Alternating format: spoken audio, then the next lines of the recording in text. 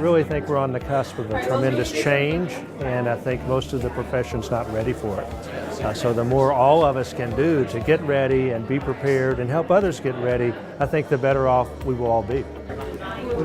And I think there is a big differentiation in the market between really big law firms, the AmLaw 100, and the AmLaw 101 to 200, the mid-sized firms. The really big law firms are starting to get it. They're starting to understand that to remain competitive within themselves, they're going to have to differentiate themselves using technology and innovation. The really small law firms also get it because that's the only way they can compete with larger firms.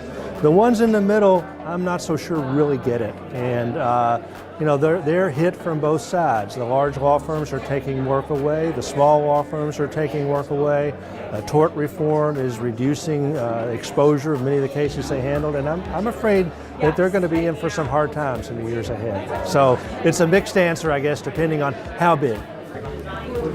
Certainly the students are very interested in that. I was very impressed by the students that were here today, how articulate they were and how they wanted to do things and move the needle. Law schools for years have churned out very traditional lawyers, and whether those lawyers went in-house or went to outside firms, they were by and large the same and had the same training and motivation. That has to change to make us more, as a profession, more entrepreneurial, more flexible, more nimble, because times are going to require it. And I'd dearly love to see law schools lead that charge. That there's a variety of viewpoints on a lot of different topics, and a lot of very capable people are thinking about innovation and innovation in the legal profession, have very well-reasoned ideas on where it can go.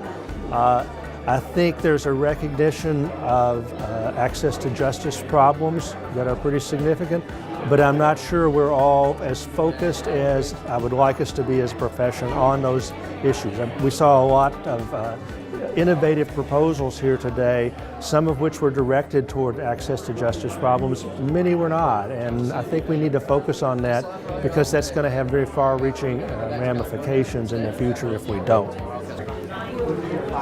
Well, I think a lot of the things you're doing are invaluable. The Innovation Index, to give us a measure of what law schools are doing. And I was surprised, frankly. I looked at your Innovation Index for schools in Kentucky and discovered that Northern Kentucky University has actually got a pretty decent ranking. I would never have suspected that. And following up on that, I've discovered a lot of really exciting things that they're doing. So I think programs like the R&D program will be invaluable. And it doesn't have to be the Harvards or the Stanfords of the world to move the needle. I mean, moving the needle, no matter what school, public or private, is important, and that's looking ahead and founding those kind of programs are really important for the future. And it doesn't take many to start moving everybody else toward more innovation, and more law schools that do that, the better, and the more joiners there'll be.